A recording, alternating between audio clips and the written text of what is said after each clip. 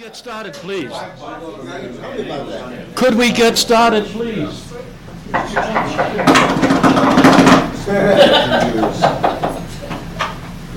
we go. Before we get, well, Mr. Benari was saying about the fellow who was fired out of a gun at a circus. And he finally got sick of that job and he decided to leave the circus. And the manager was quite upset. He said, "Oh, please, don't leave us." He said, "It's very difficult to find somebody of your caliber."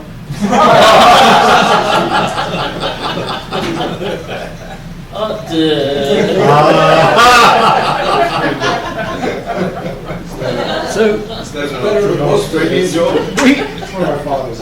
You ready for it? Sounds watery. we found that there are different modes of analogy. There's the analogy of proportion or attribution. There's the analogy of proportionality. Now we saw there's proper proportionality. Now we're going to see that there's metaphorical proportionality. Excuse me.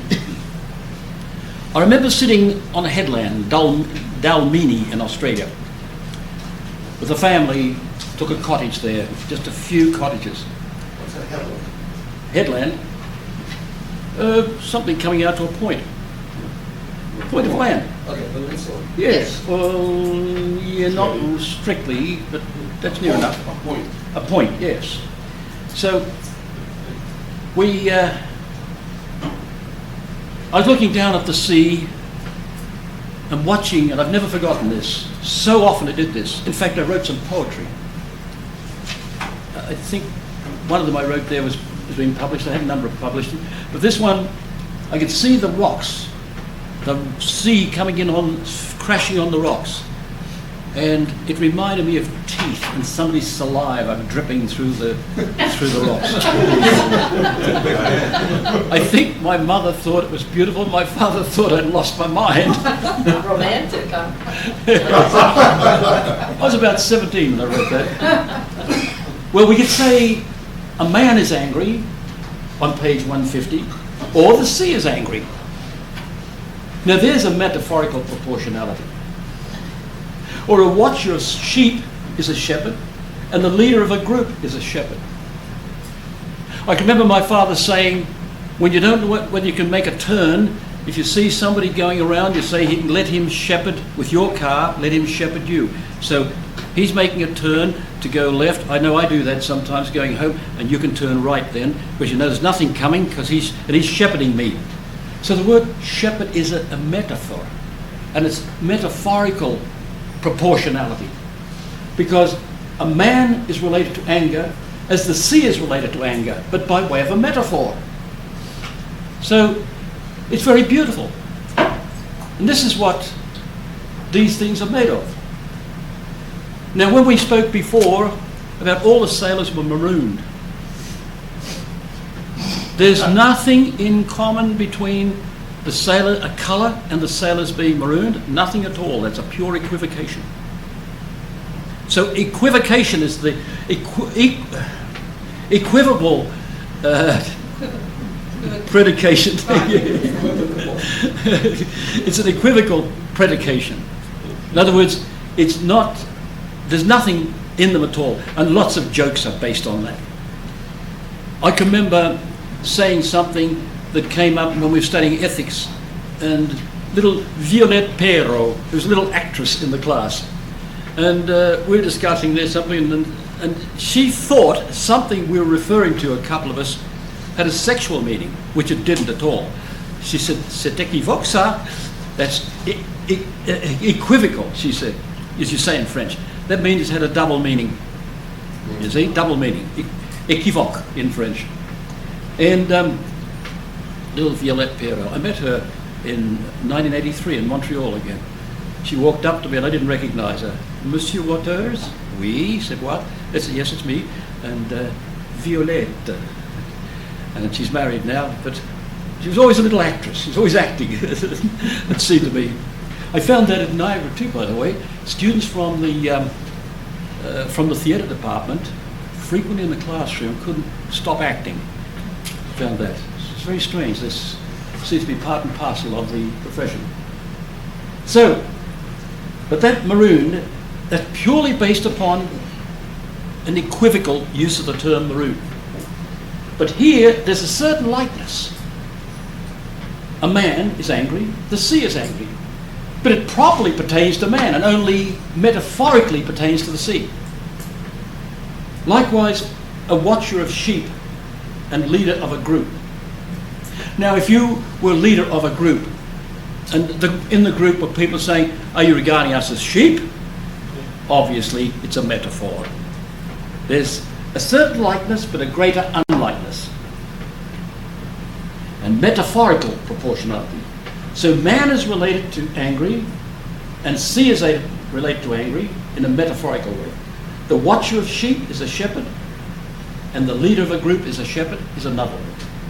Now in Sydney Harbour, which by the way has the title of being the most beautiful harbour in the world, I don't know, it's 450 or 750, I can't remember, miles of coastline.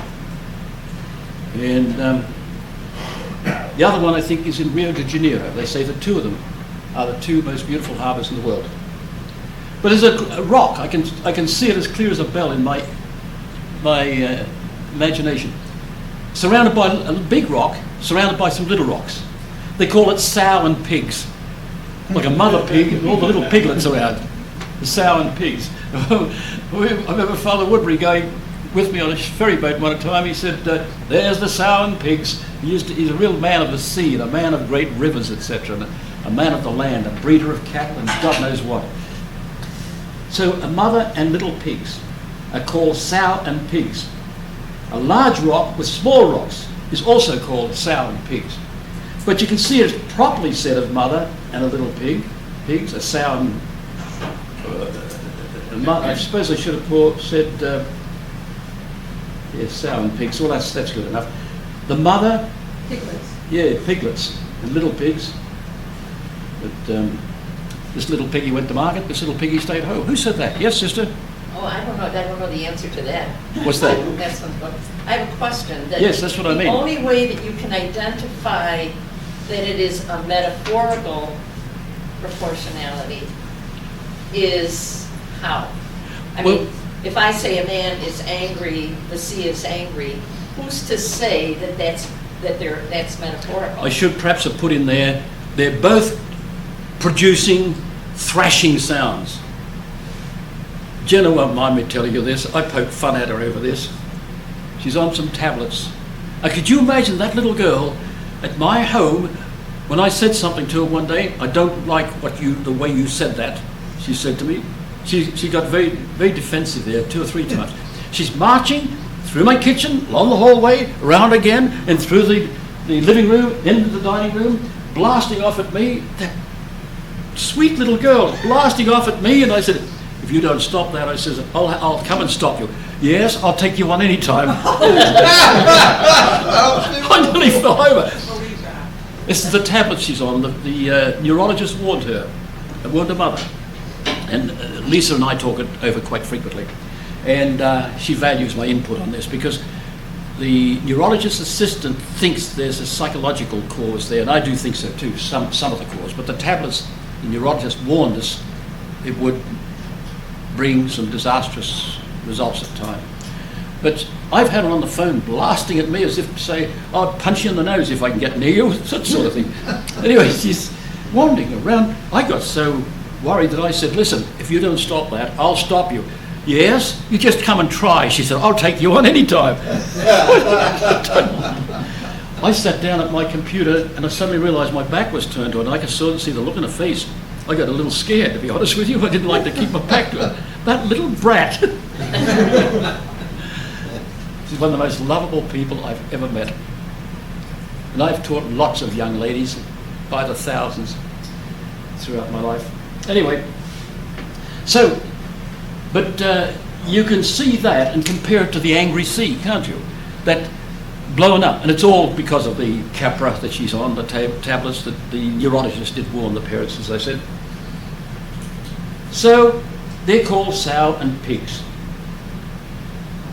You can see that there's not an absolute identity, this analogy. And one of the analogates, it properly belongs to it, only metaphorically to the other, you see? That's how you can distinguish them there. But can I just ask yeah, another sure. question? But when you separate them, and you say the sea is angry, okay, I can see that that's metaphorical. But when I say the man is angry, that's not a metaphor. Oh, no, that's not a metaphor. No. But anger is properly said of him, but only in a secondary way said of the other one. You see? It's only in a secondary way, not in a So primary it way. has to be in the comparison. Yes, it is. And that's what I remember. My imagination was stirred at Dalmini. I'd watch for hours. I'd watch the waves smashing on the rocks, the foam. One day, strangely enough, this came up the other night in my mind. It was late at night and I was trying to sleep, and I thought of time. Twice I remember wandering around the cliffs. Velikovsky, he mentioned this in his book, These Cliffs. Only probably about as high as the roof. But if they're suddenly walking around these rocks around this coast, and you suddenly realise we can't go any further, the tide's coming in. I didn't realise that. And when you look back, my God, the tide's come in there too. You're trapped. And two of us had a struggle to get out of there on one occasion. I can't remember whether it was my sister and me or whether it was my wife and me. I can't remember, it's so far back. But then another occasion, my dad was fishing out on some rocks, and there was a bit of a shelf there and another rock, and we're fishing and we're facing the sea. And I suddenly looked around and said, my God, we're cut off. I said, look, Dad, look. And he had to look. We waded through the rocks, through the water. We had to, up to about here. This tide had come in and it had risen up and cut us off the land. The worst part of it is, about that same period it was, when he's fishing on the rocks, he said, oh, I just saw a shark go past. When I look back on it, and I think that the shark could have come in that little rut there, that current, where the tide had come in. Well, we waded across it, fortunately, but I remember the water was very strong. So, we use lots of analogy like this. The water was brutal. We say things like that, you see. Or the water was fierce there. We speak of those all the time. But it's an analogy of metaphorical proportionality. Because you can imagine them, Jenna, fierce, and the water is fierce. There's a likeness in what the effect they produce, you see. And that's what I'm bringing out there. So there are the different analogies. And that makes it intelligible, more or less, as far as we can grasp them, to the whole universe of beings. Now, one thing that troubles me is they're looking for life on Mars. And everybody assumes they're talking about human life. I'm quite sure of that from little comments on the radio. They're looking for human life. No, this is the way some people have spoken, commentators and things. They're not looking for human life, they're just looking for life. It might be a microbe. It could be anything. You see? But who'd expect, for instance, to bring minerals up from a mile or a mile and a half, I've forgotten how, mile and a half I think it was, from down in the bowels. See, there's another one, bowels of the earth. Bring up something, rocks, and find there's a, what do you call the darn things again? I should know. The first in the order of biologicals. But no, not an amoeba. That's too high. But a bacterium or something like that. Yeah, but it was more than that. No, lichens. Well, it's composed of two things. No, the lichen's composed of two things. One's sponging on the life of the other. Algae. The algae. Yeah. Yeah, he used to live next door to us.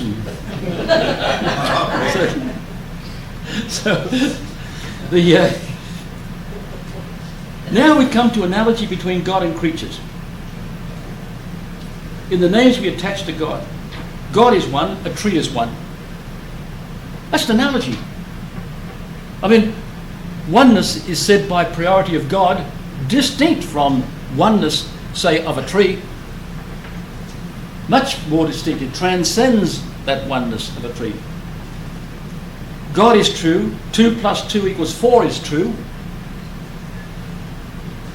But the truth of God is far greater than the truth of 2 and 2 equal 4. Or we've even got degrees of truth amongst the principles of reason. For instance, the supreme principle, we can say it is a being cannot be and not be at the same time under the same respect.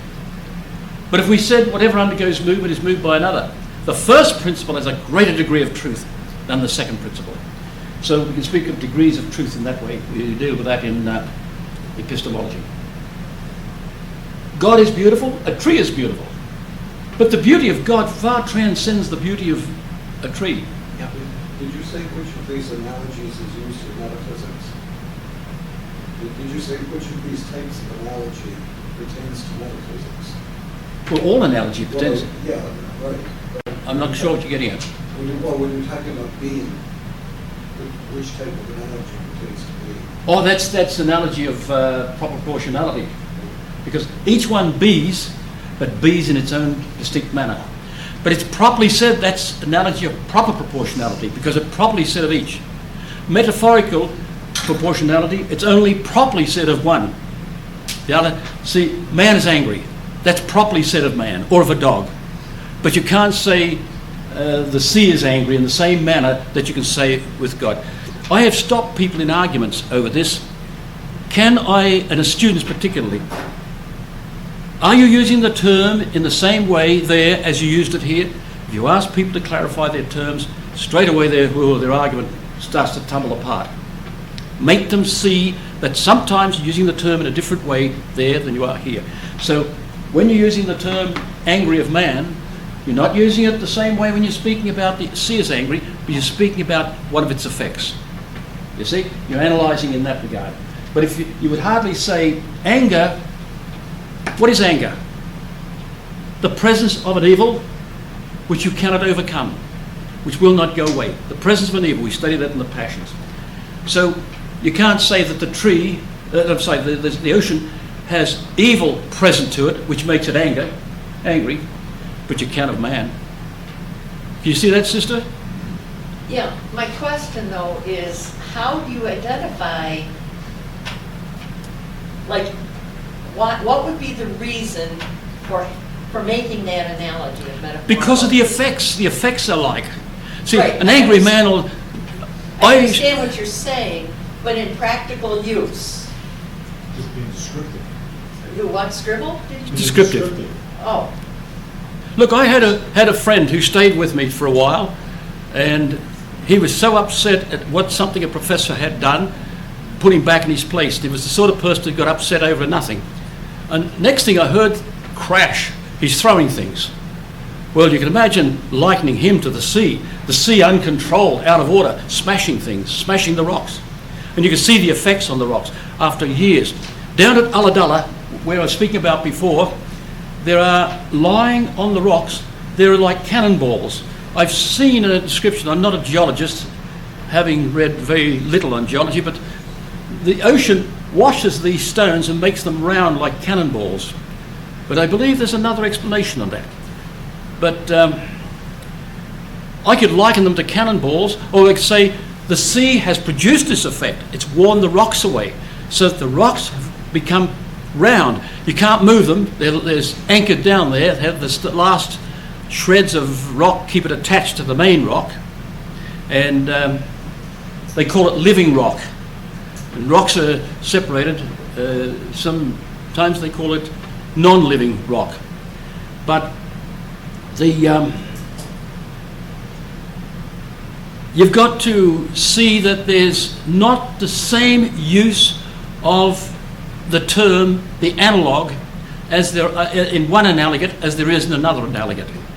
See, when I say the sea is angry, I'm using it one way. When I say man is angry, there's another way. But it's more properly said of man. So it's only analogously said of the sea. so when I read poetry, then I come They in make touch use of with that, this. don't they, in Okay, poetry? right. When else will I use this? Metaphor. You can. It has been said Yeah, I you know, cannot but speak how without am I using using metaphor. it analogously, where I understand it, but I don't know how to express it. Well, let me put it this way, sister. We can hardly speak without the use of analogy. Do you know, I have a friend Oh, I agree. who speaks more in analogy than anybody I've ever met, and he's sitting in this classroom. I'm going to tell you who it is. Isn't that right, Dr. Bonnet? He uses analogy enormously. I've never met anybody who uses it like he does. But I have. Mrs. Venari. Why is the lion as king of the beasts not a metaphorical analogy of metaphorical proportionality rather than an example for intrinsic analogy? They're all intrinsic analogies to a certain extent. Okay. They're all intrinsic analogies, these ones. These here, and this is proper proportionality, but proportionality rather. But it's said more properly of one than the other. So it is a metaphorical one too. What have I got it listed under? Proper, have I? I think I was doing treating it generally first. I think I was doing intrinsic analogy, proportionality. Yes. King Godwin. Analogy of. Where have I put that? Sometimes when you're treating a thing in a general layout, then when you come to special layout, some subset of it, if you like, you sort of tend to cross the gulf a little bit. And I have another question. Yeah, sure. Another question is simply in the presentation on 149 and 150. Yes, that's what I've done here. It's in the, excuse me just a moment, analogy of proportionality. Perhaps that section I should leave out and jump straight into the proper and metaphorical. But anyway, go ahead. Okay, on 149 you have used ratio presentations. You wanted to use that double tilde for equals. But on 150... Is that what you call that curly thing? Yeah, it's double tilde. How can you do it on the computer? Can you? Do you know? I have to look it up. Anyway, I tried to do it. I remember that now. I heard it years ago. Tilda. Okay. I knew a girl named Tilda. So you have chosen to present these analogies in more of a mathematical looking presentation. But on 150 you used words. Oh, that's only to save me a lot of effort drawing all this. Yeah. Okay, so going back to 149, let's just take King Baudouin and the Belgians and Lion and Beast. Could we restate it in words so that I can see the comparison? I can compare and contrast. Well, King Baudouin from Belgium and a lion are both kings. One's called the King of Beasts, you see, and it's an analogy. He's not ruling like the king does, but he has the dignity or appearance of a king. A royal, that's it, regal appearance, yes. He's the strongest too. Pardon? He's the strongest too. The strongest, yeah, that's true. Yeah. We had in Australia a circus, and the lion man responsible for feeding the lions, etc., left the thing latch little loose. Oh God, it was on the, like you saw his shoulder and arm being carried by one lion. They just tore him to pieces. The police, of course, came in and shot a lot of them. Had to. Anyway, so he wasn't behaving like a king at that time. Well, not a king of the present era anyway. So now, just in the time we've got left, I want to bring up something else. I hope I've answered most questions there. Analogy on page 150, the very last page of our course, and I'm very pleased with this little work we've produced. It's based upon my notes, as I think I mentioned before, at Niagara University preparing and University of Ottawa, and really is a condensation in many ways of the big work by Woodbury. Oh, by the way, 6 volumes. 2 of my volumes are missing. I brought them in one night. Did I leave them here? I've got to phone... Volume what? My Woodbury's Metaphysics. I can't find 2 volumes, 5 and 6. God, it's irreplaceable. I brought 1 or 2 in one night to show you just what it consisted of. And Dr. Waters, Yep. Did you check downstairs like lost and found? oh, I'll get in touch with them here, the education people, because this is their domain, you see. No. I will thank you anyway. I may have them at home, but if you could see the complexity of my house with books, children. Is that what you call it? Complexity of it. I just remember that one. Others call it a... Not chaos. It's organized chaos. It's like Raphael's garage over hack rat or rat pack. I must put a notice up like that. But it's... what do they say? My brother always said, he was... directed the construction of one of the biggest power stations, if not the biggest in the southern hemisphere. And then he was the manager of it. He directed a few of them, in fact, they built them. And he used to always say, now look here, men, if there's going to be chaos, let it be organised. So, in the names we attach to God, God is one, tree is one. God is true, 2 + 2 = 4 is true. There's a relation between God and creatures. And I want to mention these 3 aspects of the relation. There's causality,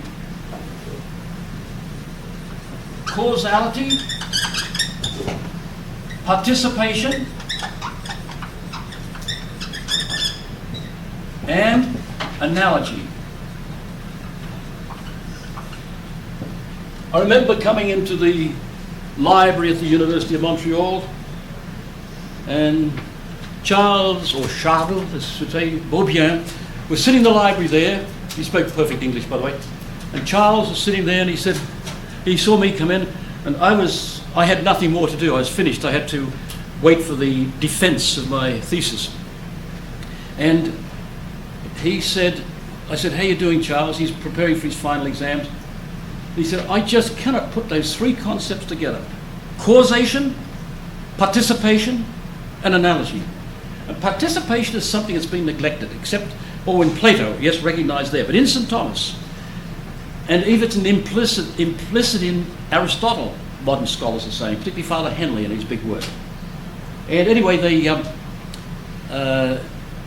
Geiger, who was my number 1, I had 2 directors of thesis, which is very unusual, by the way, but he was very much involved in the upsurge of the new teaching of participation, which really was a Platonic teaching, but was applied by St. Thomas in other ways. And my task was to show where this applied in knowledge, by the way. Anyway, those 3, Charles couldn't put them together.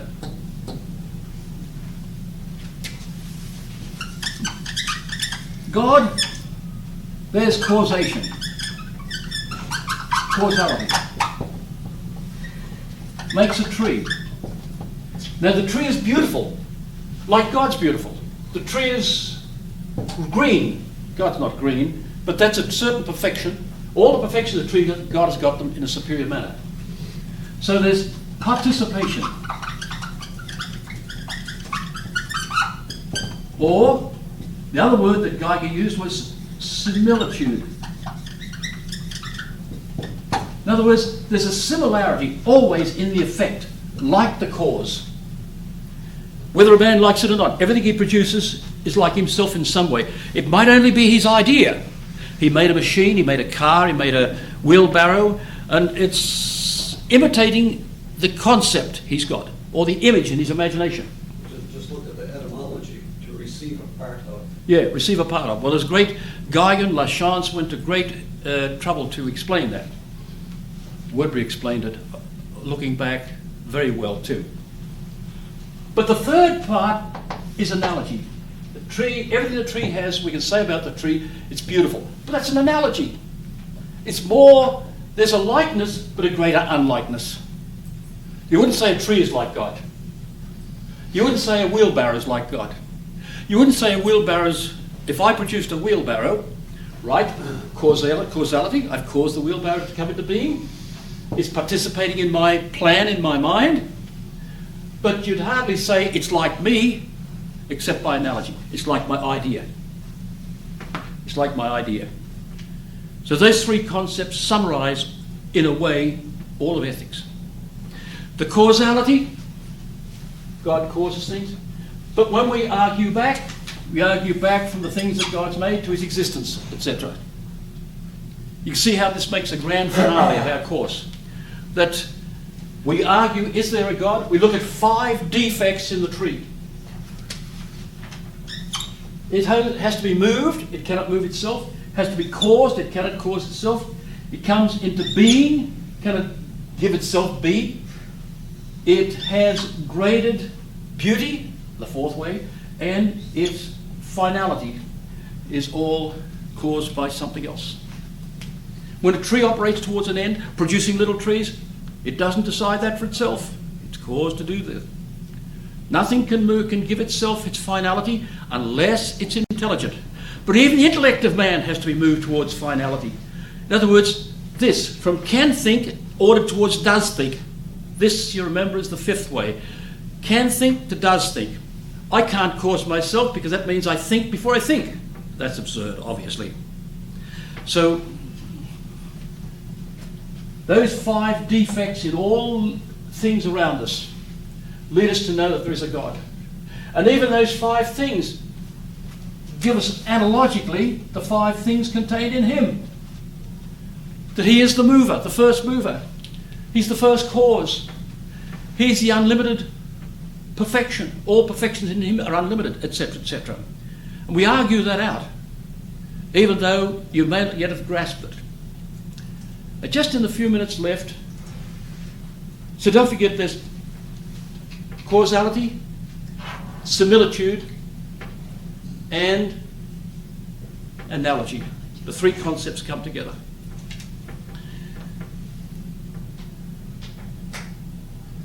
If you went to one of the universities of the world today, I think I told you, I can't remember his name for the moment, from Europe, came to Ottawa. We brought him over for a special lecture. Universities do this. I've had to go to different universities. Buffalo went there, a whole series of lectures one time. But this man came from Europe and he lectured to us in French. He was from France. En Europe, la philosophie est morte, he said. In Europe, philosophy is dead. That's the state of the world today. It's an awful mess. An American on the staff said to him, well, what are you doing here? He said, I came for the funeral. Little bit of a half joke, you know. Analogy. Yeah, analogy, that's right. That's right. Like maroon was analogy, wasn't it? But you can see what the problem is, that men, as I believe Ralph McInerney said it, and we used to say it in Sydney too, there are peeping Thomists in the world. Some of them become, what was the other one? Peeping Thomas. Then they become doubting Thomas. And then they become timid Thomas. Yes. They don't speak out. A priest from the Pontifical Institute of Philosophy in PIMS, as it's called, the Pontifical Institute of Medieval Studies at Toronto, which is now closed. That's a terrible state of affairs. It's now closed. All over the world. What the hell is the future going to bring us? We've got nothing to fight back. We're not teaching anything to young people anywhere. We have some young people here, this lady, and all ladies are young people. That lady. But wouldn't I like to see a number of, yes, these young gentlemen, wouldn't I like to see a number of more young people that we know will carry on the torch? And there's only one way, is you've got to study it systematically. If you studied in universities today, anywhere, you get erudition. Erudition comes from 2 Latin words. I think I explained this once before. E plus rudus. Away from rudeness, the crudeness. Translate as crude. Away from crudeness. St. Thomas made a remark one time. He said something about, they argue crudely, who argue in this manner. Rarely did he attack people. Rarely. Only probably 2 or 3 places or something. But he said, when he did, boy, I'd hate to be in his line of fire. But they will give you erudition. You'll know what Kant said, you'll know what St. Thomas said, you'll know something. They'll get it wrong when they talk about St. Thomas, of course. But all of these things, a little bit of this, a little bit of that. I've met people like this. I gave a lecture at St. Louis University on one occasion, a Jesuit university. And a young man from the graduate department was told to comment on my paper. He left the room practically shouting at me. He said, but as in England, what was his name again? As he said, how can you say being of anything? He didn't wait to hear. He said, no, we don't need another lecture, and he walked out. Some of them were very angry at him for doing this. It was quite rude. But all he knew was, so-and-so said this, one of the English philosophers, the analytic philosophers of our day. He knew nothing about analogy. That was the point. He knew nothing about analogy. So it's easy to learn a lot, and Kant said this, and Wittgenstein said that, and Locke said this, and Berkeley said that. It's very easy to get that sort of stuff. But to get studiosity, not erudition, but to get systematic development, you've got to take a systematic course. There are people out there confused. I sat and had supper with a young woman from one of our graduate students, a doctoral student, when I was at Ottawa one night. I never had supper out there, rarely. And this night I decided for some reason I'll have supper here on the campus. And I sat down, may I join you? Yes, certainly, she said. And she said, I know I've studied for 5 years. And I've studied all these blocks of philosophy. A course on Kant, a course on Locke, a course on somebody else, a course on somebody else. I've got dozens of courses and I can't put them all together, she said. She'd never been my student, incidentally, because she came in the university in graduate studies. Then there was an English girl who studied at Oxford and came to Ottawa for some reason or other.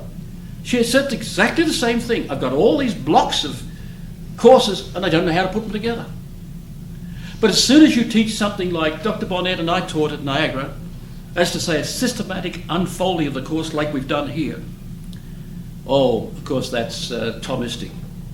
They said to me at one university where I was asked by Dominican fathers to apply for a position in Australia. I even flew to the university at my own expense and they were stunned. They said, nobody's ever done that before. They said they couldn't understand anybody wanting to pay their own fare. Well, what was it again? The head of the department I had to be interviewed by, he said, oh, you're at the Aquinas Academy. He said, well, you wouldn't know anything about traditional philosophy. Huh? I said, what do you mean by traditional philosophy? Locke, Berkeley, and Hume, traditional philosophy. I nearly fell over. I said, want to try me? I think I taught him a lesson that day. I don't think he'd ever heard, like others I've seen, just what exactly is the error contained in those three philosophers. Namely, the lack of the proper activity of the human intellect, its power to abstract the universal. I don't think they quite caught on to that. But when you were talking about people not understanding the proofs of the existence of God, Michael Jones wrote a really good book called Degenerate Moderns. Degenerate Moderns. Degenerate Moderns. Yep.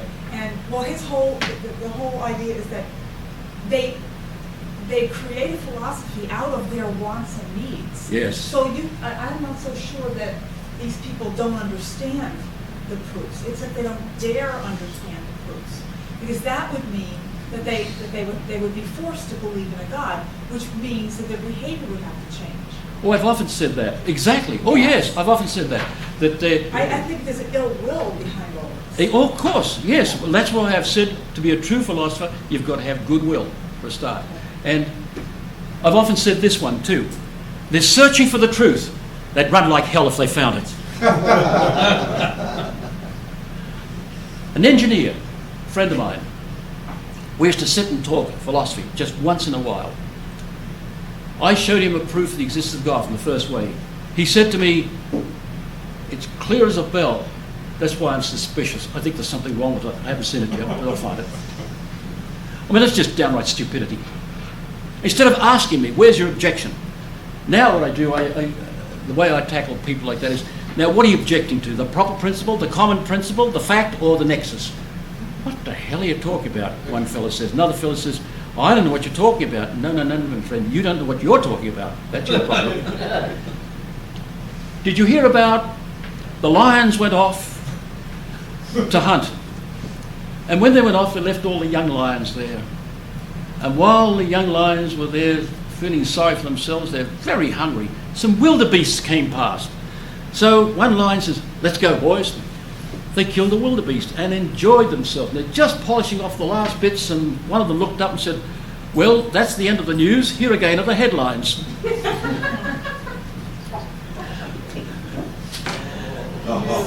thank you for your attention all these weeks. Good luck with your studies.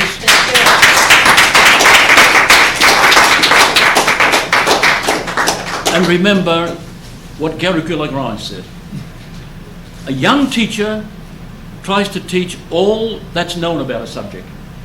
He gets a little older, a little wiser. He tries to teach all he knows about the subject. Then later, he tries to teach them all they ought to know about the subject. Well, that's what I've tried to do in these 150 pages.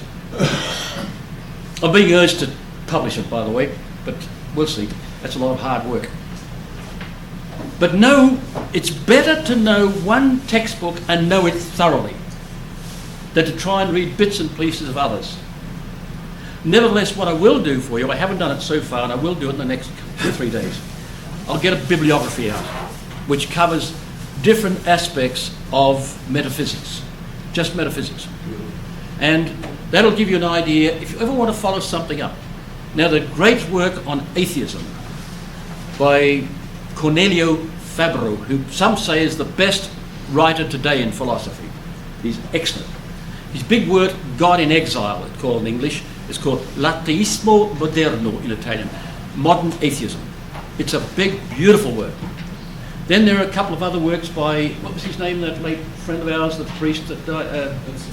Vincent Michelli. He wrote a very good one. But it's not nearly as good as the other. Gods of Atheism. Gods of Atheism, yeah. There are a number of books out there, but different ones on atheism. Not too many on atheism, but general basic books and things like that. So that if you ever are in a sort of a sale anywhere, you'll be able to see that this is what you really want, something like that. Or you could see the value of it, whether it's worth buying or not. Books that I put in there generally are pretty good. And I think 98% of them are in English. I might have thrown a few French works in for those that read it. I've kept away from Latin works. I don't think it's good to put them in for you. So few people can read Latin today. But in any case, most of us are trying. But see not that something is true, but why it must be true. Secondly, see the logic of it, how it unfolds. Right near the very beginning. Remember, this is the way science goes. You go to a peak, you find the critical concept, the peak concept as it's called. You find that. We found it, potency and act, the key concepts, unfolds the whole of the rest of metaphysics. Well, ontology. Remember there are 3 parts to metaphysics. There's, first of all, we didn't put this at the beginning, it's in the teaching order, it's a little bit easier if you put it later on. There's epistemology, in other words, defensive metaphysics. Then there's ontology, which is the science, the basic science. Then its consequence, natural theology.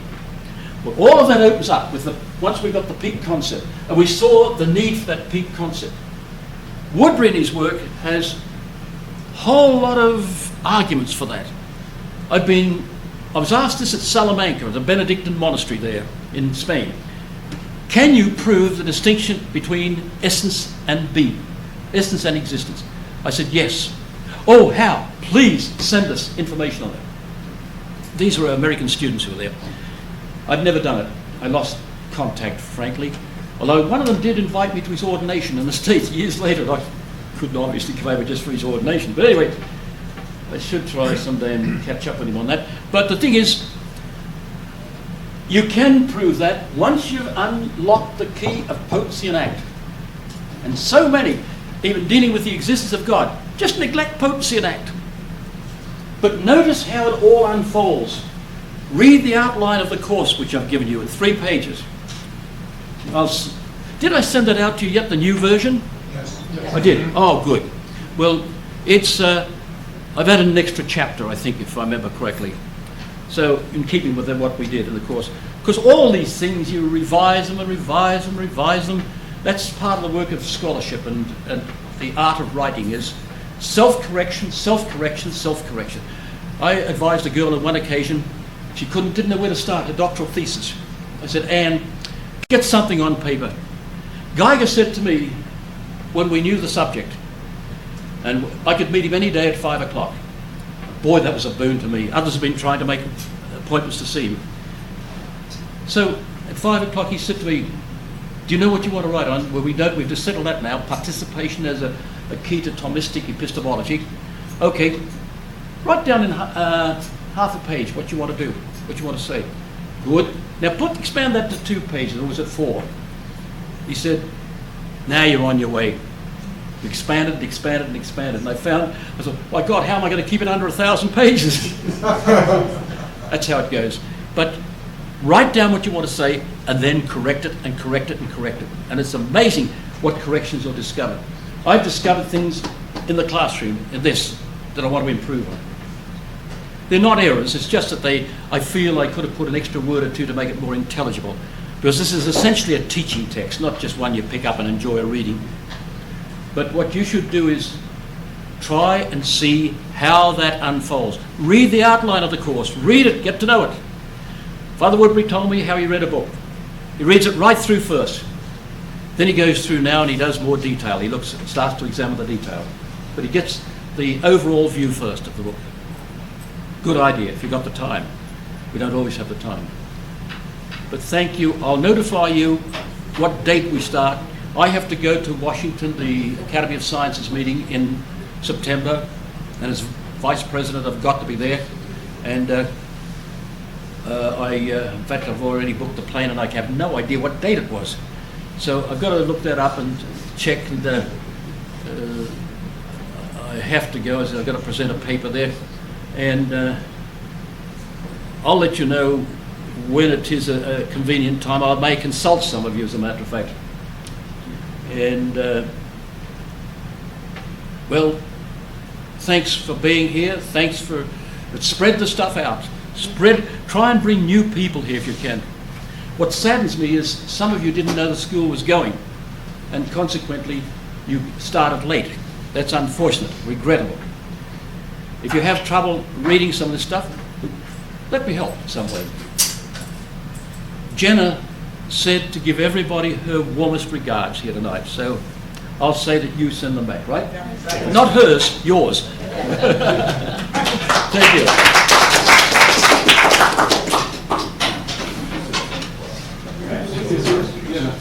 Yep, thank you. I might see. Boy, I'm all talked out, aren't I? Yappity yap.